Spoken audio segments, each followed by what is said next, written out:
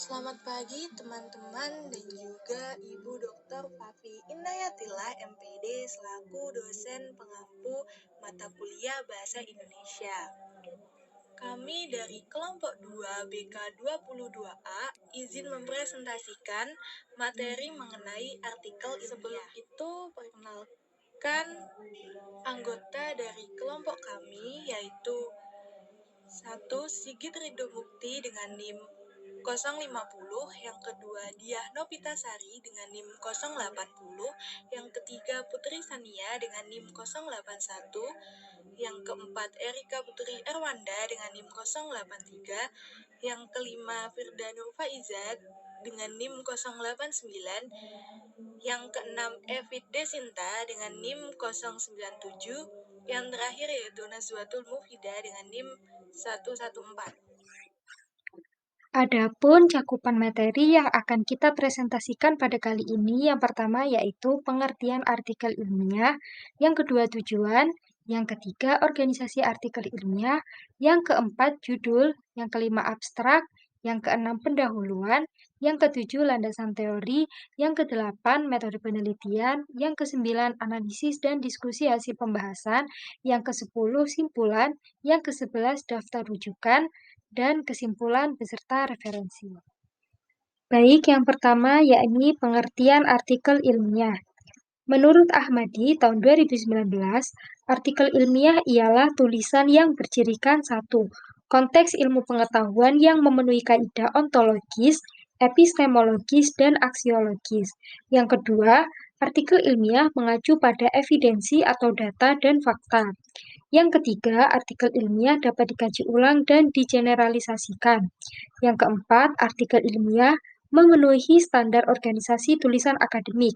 Dan yang kelima, artikel ilmiah menggunakan bahasa resmi atau ilmiah.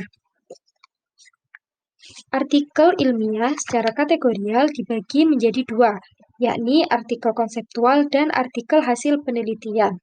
Artikel konseptual adalah artikel yang lebih mengacu pada konsep teoretis dari sang penulis, sedangkan artikel hasil penelitian adalah artikel yang lebih mengacu pada studi empiris penelitian atau disarikan dari hasil penelitian.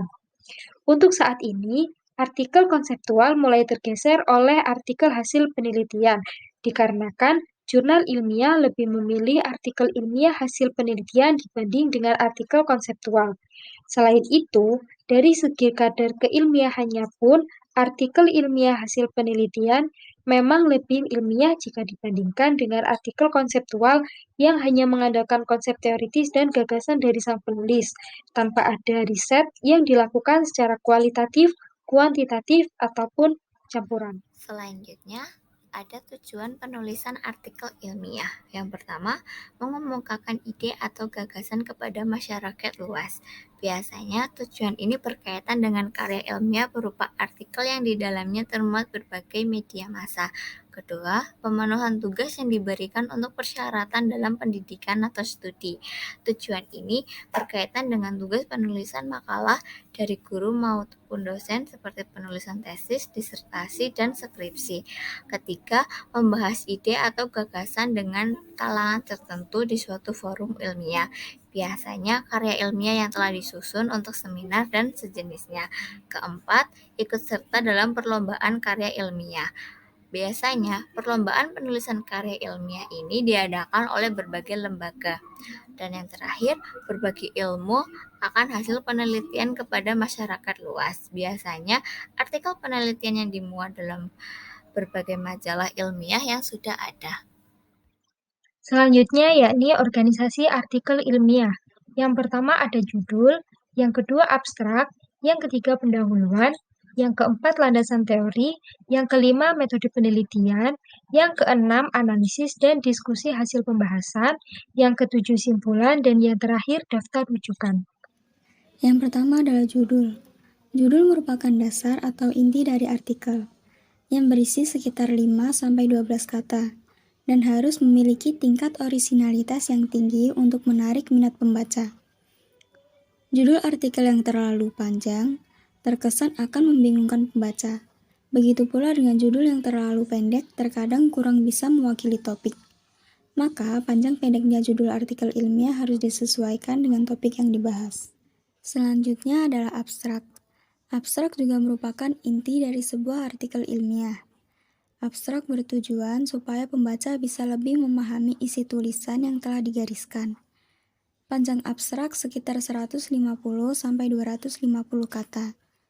Abstrak memiliki ciri umum antara lain yaitu pendahuluan, metode, pembahasan, dan kesimpulan. Abstrak juga berisi kata kunci yang menjadi indeks untuk artikel, antara lain pendidikan, sains, psikologi, sosiologi, antropologi, sosial, dan lain-lain. Pendahuluan. Dalam artikel ilmiah, pendahuluan merupakan sebuah penjelasan mengenai latar belakang yang dibuat untuk memberitahukan alasan kenapa dilakukannya penelitian ilmiah tersebut. Penelitian terdahulu juga ditunjukkan khususnya yang memiliki relevansi dengan tema bahasan yang dibahas pada artikel ilmiah tersebut. Namun, penulis juga diharapkan menggunakan acuan yang mutakhir dengan rentang 5 tahun terakhir. Selanjutnya, gap dari penelitian terdahulu mesti mampu ditampilkan oleh si penulis. Gap ditampilkan secara orisinilitas dalam sebuah artikel. Sewajarnya penelitian diawali oleh fenomena kesenjangan das Sollen dan das Sein di dalam penelitian yang sudah ada. Alasan yang rasional juga harus mampu dijelaskan oleh penulis mengenai mengapa dilakukan penelitian tersebut.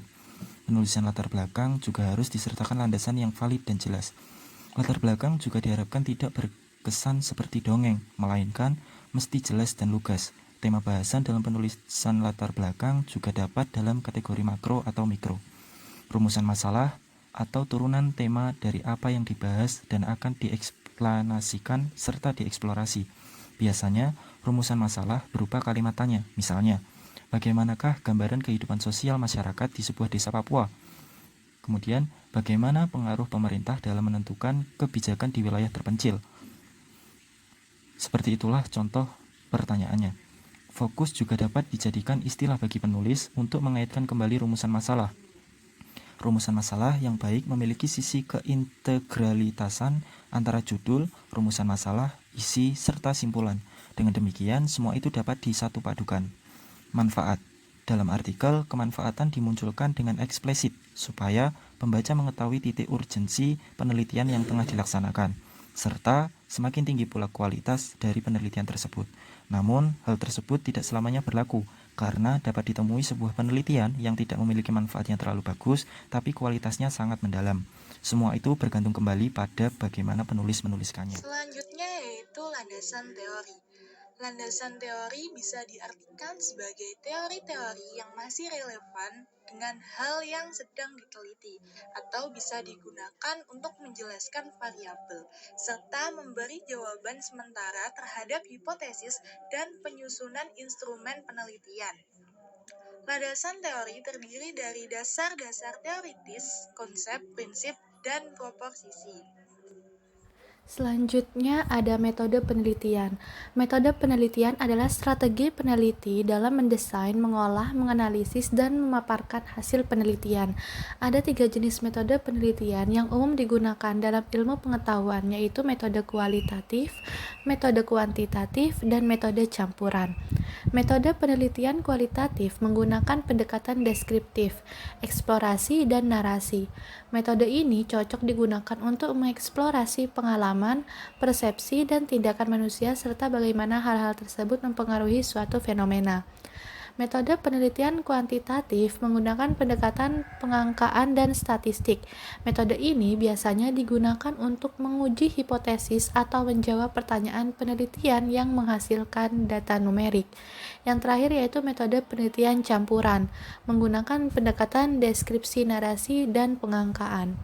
Adapun teknik pengumpulan data dalam metode penelitian yaitu dokumentatif, wawancara, dan etnografis. Dokumentatif yaitu cara yang digunakan untuk memperoleh data dan informasi dalam bentuk buku, arsip, tulisan angka, dan gambar yang berupa laporan. Wawancara yaitu cara yang digunakan untuk memperoleh data dan informasi dalam bentuk tanya jawab dengan seseorang yang terkait atau dengan masyarakat sebagai responden untuk memperoleh keterangan. Yang terakhir ada etnografis, yaitu strategi penelitian kualitatif yang melibatkan kombinasi lapangan dan observasi yang berusaha untuk memahami fenomena.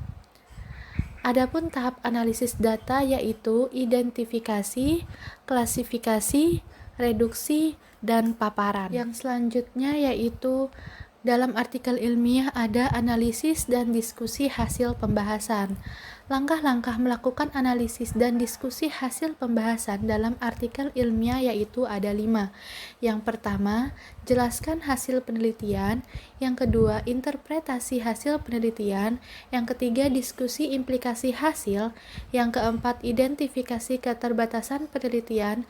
Dan yang terakhir, sarankan arah penelitian masa depan. Yang pertama, jelaskan hasil penelitian, yaitu bagian ini berisi penjelasan singkat tentang hasil penelitian yang disajikan dalam artikel ilmiah. Hal ini dapat dilakukan dengan menggunakan tabel atau grafik untuk memudahkan pembaca memahami data yang disajikan. Yang kedua yaitu interpretasi hasil penelitian. Setelah hasil penelitian dijelaskan, langkah berikutnya adalah menginterpretasi hasil tersebut. Interpretasi harus didasarkan pada data yang diperoleh selama penelitian dan harus dilakukan secara kritis dan objektif. Interpretasi harus menjawab pertanyaan penelitian dan menunjukkan signifikansi hasil. Yang ketiga, diskusikan implikasi hasil. Implikasi hasil merupakan dampak atau konsekuensi dari temuan penelitian terhadap bidang yang diteliti atau bidang lain yang terkait. Diskusi implikasi hasil dapat dilakukan dengan menghubungkan hasil penelitian dengan teori dan penelitian terkait serta menguraikan implikasi praktis dari hasil penelitian. Yang keempat, ada identifikasi keterbatasan penelitian. Dalam analisis dan diskusi hasil, penting juga untuk mengidentifikasi keterbatasan penelitian. Hal ini mencakup kelemahan dalam desain penelitian, metode pengumpulan data, atau interpretasi hasil. Pengakuan keterbatasan penelitian dapat membantu pembaca memahami batasan dari temuan penelitian. Yang terakhir ada sarankan arah penelitian masa depan. Analisis dan diskusi hasil penelitian dapat digunakan untuk menyarankan arah penelitian masa depan yang dapat dilakukan. Saran tersebut dapat mencakup implikasi hasil yang memerlukan penelitian lebih lanjut atau penelitian lanjutan yang melibatkan bidang terkait. Selanjutnya adalah simpulan. Simpulan merupakan ringkasan dari hasil pembahasan artikel ilmiah. Simpulan ini disajikan dalam bentuk esai, bukan numerik, atau poin-poin. Simpulan harus menjawab rumusan masalah atau tujuan penelitian. Untuk tipsnya, yaitu pernyataan yang terdapat pada simpulan harus disertai dengan data-data hasil penelitian yang relevan. Baik, selanjutnya yaitu daftar rujukan. Semua daftar rujukan harus tercantum dalam artikel ilmiah.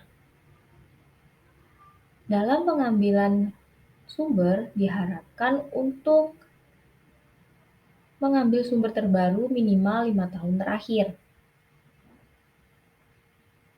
Selain itu juga diharapkan mengambil rujukan primer atau sumber informasi yang diterbitkan pertama kali dari penerbit atau dari sumbernya secara lengkap dan asli.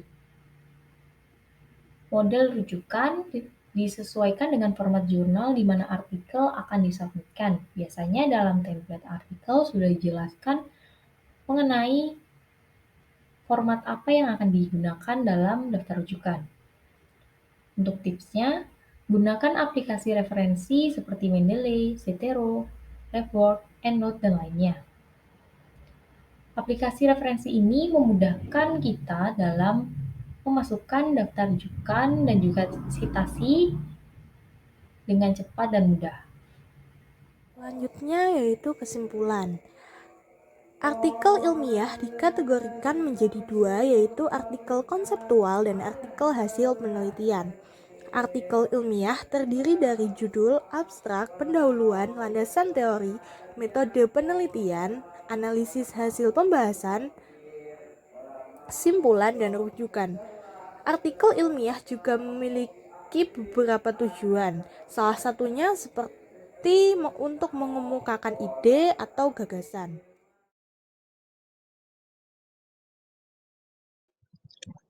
Sekian pemaparan materi mengenai artikel ilmiah yang dapat kami sampaikan. Bila ada salah dalam pengucapan atau pelafalan, kami mohon maaf yang sebesar-besarnya. Terima kasih bagi yang sudah menonton sampai akhir. Wassalamualaikum warahmatullahi wabarakatuh.